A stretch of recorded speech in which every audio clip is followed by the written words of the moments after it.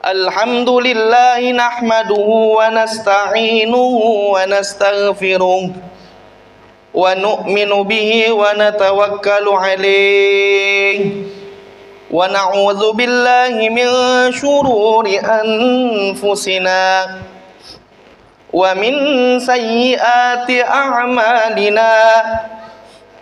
Man yahdihillahu fala mudilla lahu wa man yudlilhu fala hadiya lahu. Ashhadu an la ilaha illallah wahdahu la syarika lahu wa ashhadu anna sayyidana wa nabiyyana wa habibana wa syafi'ana wa maulana Muhammadan abduhu wa rasuluh syahadatan naddakhiruha yaumal haqq. Allahumma fasalli wa sallim wa barik wa karrim wa azzim wa syarif ala sayyidina Muhammadin al-fatihi lima ughliq wal khatimi lima sabaq nasiril haqqi bil haqq wal hadi ila siratikal mustaqim wa ala alihi wa sahbihi haqqa qadrihi wa miqdarihil azim. Amma ba'du fa ya ibadallah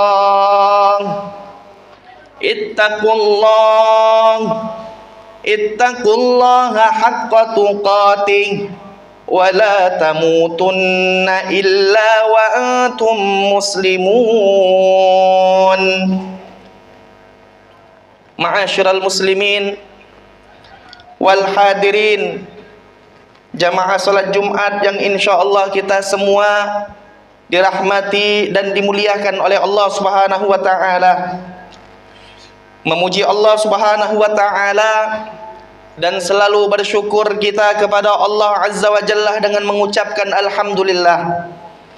Dan alhamdulillah pada hari ini, hari Jumat, Sayyidul Ayyam, penghulu dari segala hari, hari yang mulia dan dimuliakan oleh Allah Subhanahu wa taala.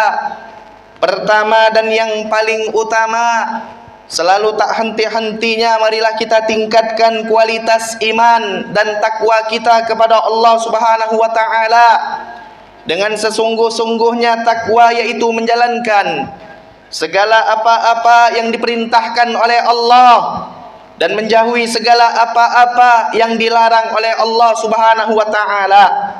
Salawat dan salam tak henti-hentinya marilah kita persembahkan, marilah kita haturkan keharibaan junjungan kita Nabiul A'zam, panutan kita, suri tauladan kita, dan jantung hati kita yang paling kita cintai, yaitu Nabi kita Nabi Muhammad sallallahu alaihi wa ala alihi wa sahbihi wa baraka wa sallam, beserta para keluarganya, para sahabatnya, serta para pengikutnya hingga akhir zaman, dan kaum muslimin yang senantiasa mengiltizamkan dirinya untuk berjuang menegakkan kebenaran, yaitu agama Islam, agamanya Allah Subhanahu wa taala, dengan ucapan Allahumma salli ala sayyidina Muhammad wa ala ali sayyidina Muhammad allazi turja syafa'atuhu mi yaumina hadza ila yaumil qiyamah. Hadirin yang sama-sama mengharapkan ridha dan ampunan Allah Subhanahu wa taala, masih terasa segar dalam ingatan kita nuansa semarak memperingati hari kelahiran Nabi kita, Nabi besar Muhammad sallallahu alaihi wasallam di berbagai tempat pada tahun-tahun yang lalu. Rasa kecintaan untuk meneladani kehidupan keseharian baginda Rasulullah sallallahu alaihi wasallam masih bergelora di dalam dada kita. Semangat untuk mendalami kehidupan keseharian baginda Rasulullah sallallahu alaihi wasallam yang penuh kesederhanaan semakin membakar setiap jiwa insan yang mengaku sebagai umat beliau, dan beliau diutus oleh Allah Subhanahu wa taala sebagai pembawa rahmat untuk sekalian alam, sebagaimana Allah Subhanahu wa taala menyatakan di dalam Al-Qur'an surat Al-Anbiya ayat 107 yang berbunyi, A'udzubillahi minasyaitonir rajim, wa ma arsalnaka illa rahmatan lil alamin. Artinya, tidaklah kami mengutusmu wahai Nabi Muhammad kecuali untuk menjadi rahmat sekalian alam. Rasulullah sallallahu alaihi wasallam bukan hanya menjadi rahmat buat kaum muslimin, yang menjadikan beliau sebagai panutan dan contoh sejati dalam merealisasikan ketaatan kepada Allah Subhanahu wa taala, dalam bersosialisasi sehari-hari. Baginda Rasulullah sallallahu alaihi wasallam menjadi ayah, menjadi suami, menjadi kakek, bahkan menjadi seorang pemimpin. Tetapi baginda Rasulullah sallallahu alaihi wasallam juga adalah rahmat untuk alam sejagat ini, yang di dalamnya hidup manusia-manusia yang tak pernah tahu dan mau tahu buat apa mereka diciptakan oleh Allah Subhanahu wa taala. Dengan diutusnya baginda Rasulullah sallallahu alaihi wasallam ke dunia ini dengan membawa cahaya Islam, Islam telah mampu merubah kehidupan umat manusia ke arah kehidupan yang penuh makna, menerangi dengan ilmu, pengetahuan dan kemakmuran. Kaum muslimin, jamaah salat Jumat yang dirahmati Allah Subhanahu wa taala, saat zaman sekarang ini kita sedang mencari seorang panutan yang ideal yang patut dicontoh. Al-Quran sejak 14 abad yang lalu telah menegaskan, A'udzubillahi minasyaitonir rajim, laqad kana lakum fi rasulillahi uswatun hasanah liman kana yarjullaha wal yawmal akhir wa dzakarallaha katsira. Artinya, sesungguhnya telah ada pada diri baginda Rasulullah sallallahu alaihi wasallam itu suri tauladan yang baik bagimu, yaitu bagi orang yang mengharapkan rahmat Allah dan kedatangan hari kiamat, dan dia banyak menyebut nama Allah Subhanahu wa taala. Quran surat Al-Ahzab ayat 21.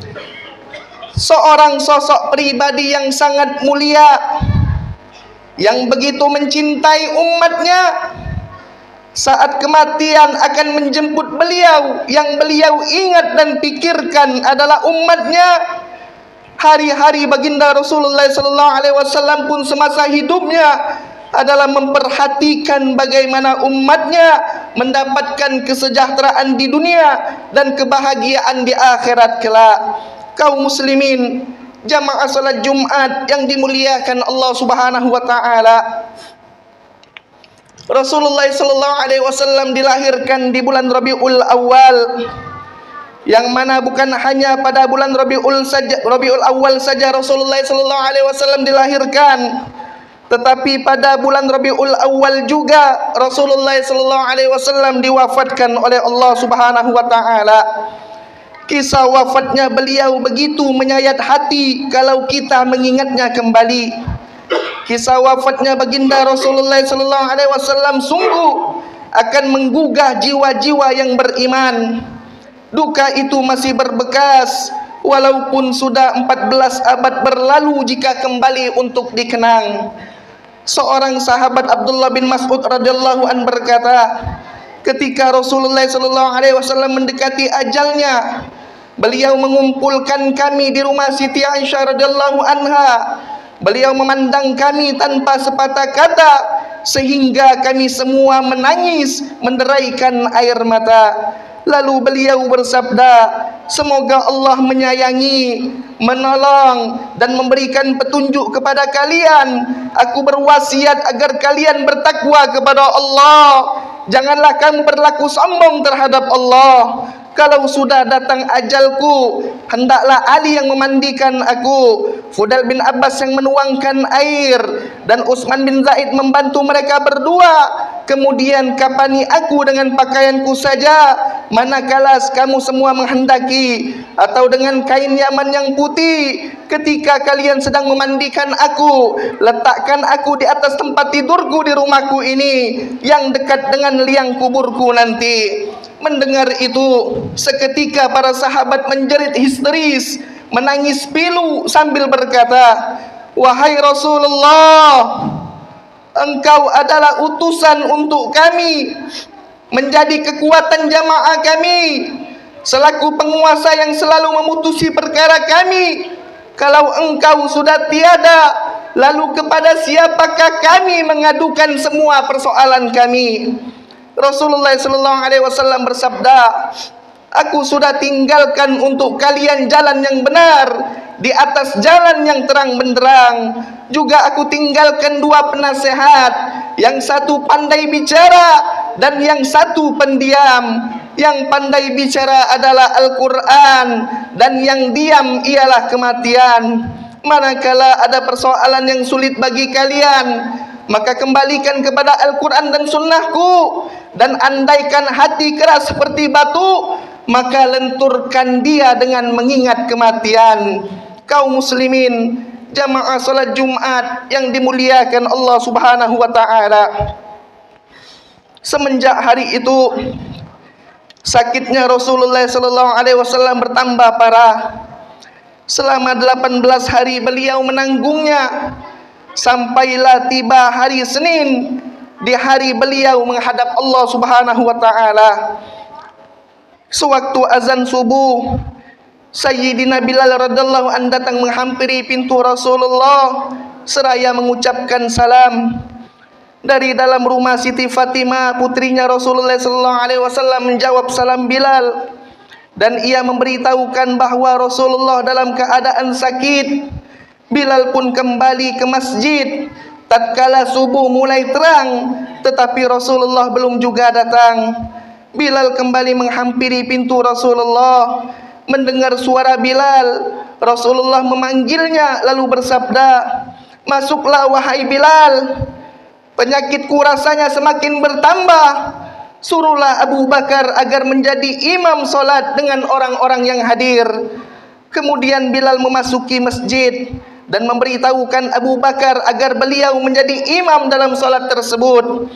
Ketika Abu Bakar melihat ke mihrabnya Rasulullah SAW yang kosong, ia tidak dapat menahan perasaannya, lalu ia menjerit dan akhirnya jatuh pingsan. Orang-orang yang berada di dalam masjid menjadi bising, sehingga terdengarlah oleh baginda Rasulullah SAW. Rasulullah SAW lalu memanggil Fatimah dan berkata, "Wahai anakku Fatimah, ada apakah dengan jeritan itu? Kenapa di dalam masjid sana begitu gaduh?" Siti Fatimah pun menjawab, "Mereka menunggumu untuk mengimami mereka, wahai ayahku Rasulullah." Maka Rasulullah SAW meminta Ali dan Fadl bin Abbas untuk memapah beliau masuk ke masjid. Rasulullah SAW kemudian solat bersama-sama mereka. Setelah salam, beliau menghadap ke arah kaum muslimin dan bersabda, "Wahai kaum muslimin, kalian masih dalam pemeliharaan dan pertolongan Allah. Untuk itu bertakwalah kepadanya dan taatilah Dia. Sesungguhnya saya akan meninggalkan dunia ini, dan hari ini adalah hari pertamaku di akhirat dan hari terakhirku di dunia." Kaum muslimin, jamaah salat Jumat yang dimuliakan Allah Subhanahu wa taala, kisah ini semakin membuat kita menjadi sedih. Saat Rasulullah SAW pulang kembali ke rumahnya, lalu Allah Subhanahu wa taala mewahyukan kepada malaikat maut supaya turun menemui Rasulullah dengan berpakaian sebaik-baiknya. Kemudian menyuruh malaikat maut mencabut nyawanya Rasulullah dengan lemah lembut. Seandainya Rasulullah menyuruhnya masuk, maka dia dibolehkan masuk. Tetapi jika Rasulullah tidak mengizinkannya, hendaklah dia kembali. Maka turunlah malaikat maut untuk menunaikan perintah Allah Subhanahu wa taala. Sesampainya di depan pintu kediaman Rasulullah SAW, malaikat maut berkata, "Assalamualaikum, wahai ahli rumah kenabian, sumber wahyu dan risalah." Fatimah pun keluar menemuinya dan berkata, wahai hambanya Allah, Rasulullah sekarang dalam keadaan sakit. Kemudian malaikat maut itu memberi salam lagi, Assalamualaikum, bolehkah saya masuk? Rasulullah sallallahu alaihi wasallam mendengar suara malaikat maut itu, lalu ia bertanya kepada putrinya Fatimah, siapakah yang ada di luar pintu itu, wahai anakku Fatimah? Fatimah pun menjawab, seorang lelaki memanggil ayah. Saya katakan kepadanya bahwa ayah dalam keadaan sakit. Kemudian dia memanggil sekali lagi dengan suara yang menggetarkan sukma. Rasulullah sallallahu alaihi wasallam bersabda, tahukah kamu siapakah dia, wahai anakku Fatimah? Rasulullah sallallahu alaihi wasallam kemudian menjelaskan, wahai anakku Fatimah, dia itu adalah malaikat maut yang memusnahkan semua kenikmatan, yang memutuskan segala nafsu syahwat, yang memisahkan pertemuan dan menghabiskan semua rumah, serta dia yang meramaikan kuburan. Mendadak Siti Fatimah menangis lalu berucap, wahai ayahku, sesungguhnya aku takkan mendengar sabdamu lagi, juga takkan mendengarkan ucapan salam darimu sesudah hari ini. Rasulullah sallallahu alaihi wasallam berkata, tabahkan hatimu wahai anakku Fatimah, sebab sesungguhnya hanya engkau di antara keluargaku yang pertama berjumpa denganku. Kemudian Rasulullah sallallahu alaihi wasallam bersabda, masuklah wahai malaikat maut. Maka masuklah malaikat maut itu sambil mengucapkan, Assalamualaikum ya Rasulullah. Rasulullah sallallahu alaihi wasallam pun menjawab, Waalaikumsalam, wahai malaikat maut, engkau datang untuk berziarah atau untuk mencabut nyawaku? Malaikat maut menjawab, saya datang untuk ziarah sekaligus mencabut nyawamu ya Rasulullah. Jika Tuhan izinkan akan saya lakukan, jika tidak saya akan pulang. Rasulullah sallallahu alaihi wasallam bertanya, wahai malaikat maut, di mana engkau tinggalkan Jibril? Jawab malaikat maut, saya tinggalkan dia di langit dunia. Baru saja malaikat maut selesai bicara, tiba-tiba malaikat Jibril datang lalu duduk di samping Rasulullah sallallahu alaihi wasallam. Kemudian Rasulullah sallallahu alaihi wasallam berkata, wahai Jibril, tidakkah engkau mengetahui bahwa ajalku telah dekat? Beritakan kepadaku akan kemuliaan yang menggembirakan aku di sisi Allah. Malaikat Jibril menjawab, semua pintu-pintu telah terbuka dan para malaikat-malaikat sudah berbaris menanti kehadiran ruhmu di langit. Pintu-pintu surga telah terbuka dan bidadari-bidadari sudah bersolek menanti kehadiran ruhmu ya Rasulullah. Rasulullah sallallahu alaihi wasallam berkata, segala puji bagi Allah wahai Jibril.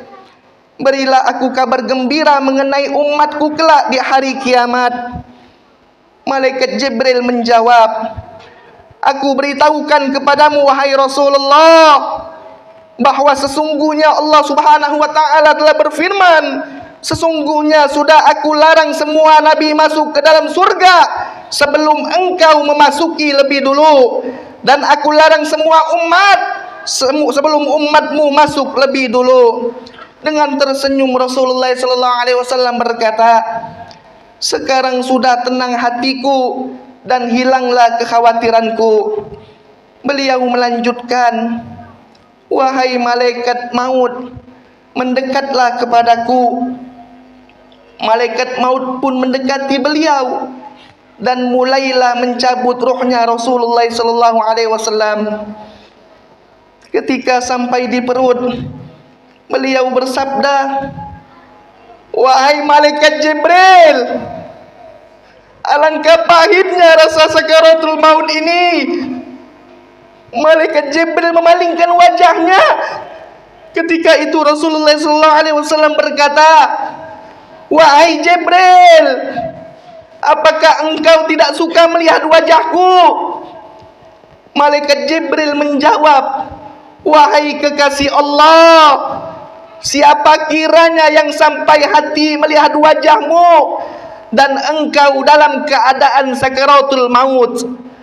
Anas radhiyallahu an berkata, ketika ruhnya Nabi Muhammad sallallahu alaihi wasallam sampai di dada, beliau bersabda, aku berwasiat kepada kalian agar kalian memelihara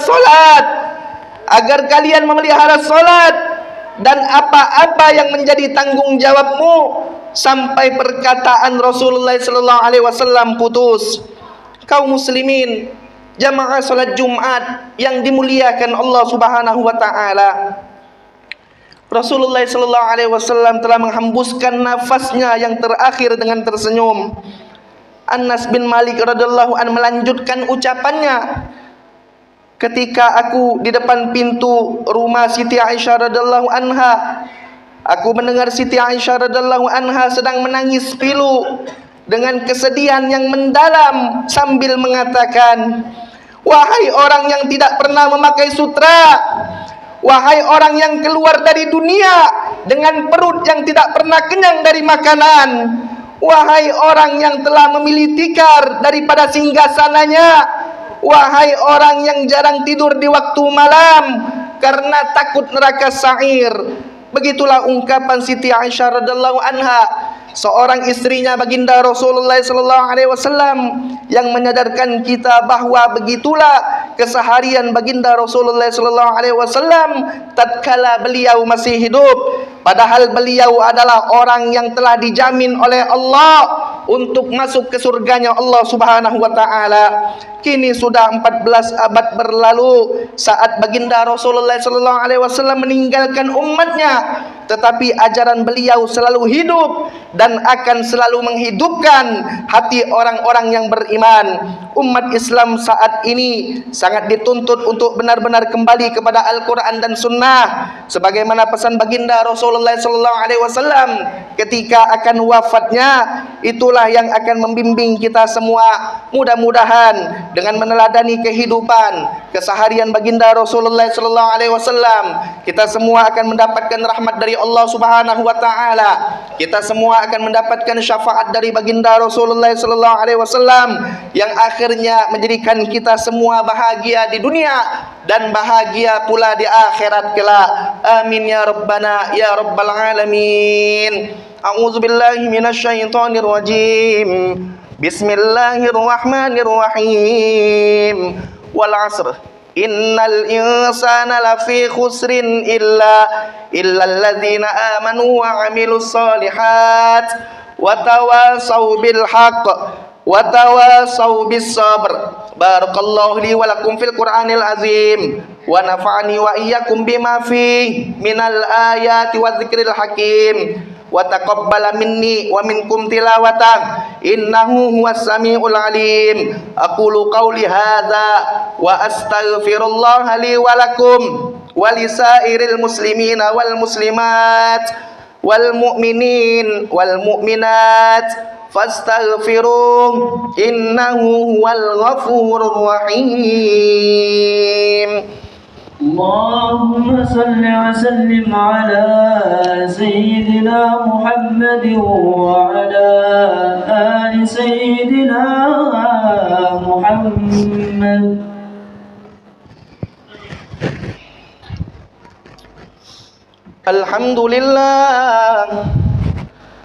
Alhamdulillahilladzi hadana bi'abdihil mukhtari man da'ana ilaihi bil idni wa qad nadana labbaika ya man dallana wa hadana. Ashhadu an la ilaha illallah wahdahu la syarika lah wa ashhadu anna sayyidana wa nabiyyana wa habibana wa syafi'ana wa maulana Muhammadan abduhu wa rasuluh syahadatan nadakhiruha yaumal haqq. Allahumma salli wa sallim wa barik wa karrim wa azim wa syarif ala sayyidina Muhammadin tibbil qulub wa dawaiha wa afiyatil abdani wa shifaiha wa nuril absari wa diyaiha wa ala alihi wa sahbihi ajma'in. Amma ba'du fa ya ibadallah ittaqullaha haqqa tuqatih wa la tamutunna illa wa antum muslimun wa'lamu anna Allaha tabaraka wa ta'ala qad qala fi kitabihil karim faqala qawlan karima inna Allaha wa malaikatahu yusalluna 'alan nabi ya ayyuhalladzina amanu sallu 'alaihi wa sallimu taslima. Allahumma salli wa sallim wa barik wa karrim wa azim wa syarif ala sayyidina Muhammadin miftahi babir rahmatillah adada ma fi ilmillah salatan wa salaman daimain mutalazimain bidawami mulkillah wa ala alihi wa sahbihi ajma'in warhamna ma'ahum bi'afwika wa karamika ya arhamar rahimin. Allahumma ighfir lil mu'minina wal mu'minat wal muslimina wal muslimat al ahya'i minhum wal amwat innaka sami'un qaribun mujibud da'wat ya qadiyal hajat. Allahumma ighfir ummata sayyidina Muhammad, Allahumma astur ummata sayyidina Muhammad, Allahumma jibur ummata sayyidina Muhammad, Allahumma ansur ummata sayyidina Muhammad.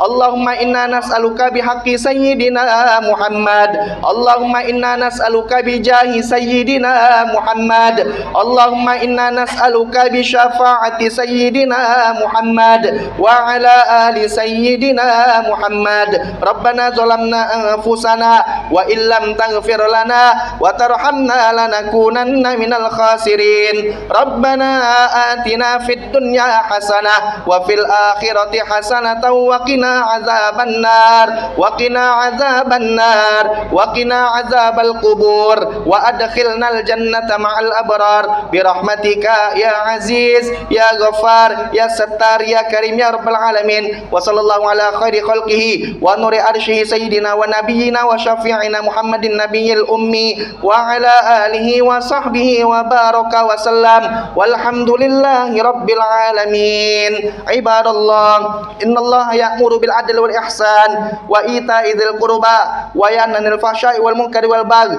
ya'idzukum la'allakum tadhakkarun fadhkurullaha al-'azima yadhkurukum wad'uuhu yastajib lakum wa la dzikrullahi akbar wallahu ya'lamu ma tasna'un. Aqimis shalah.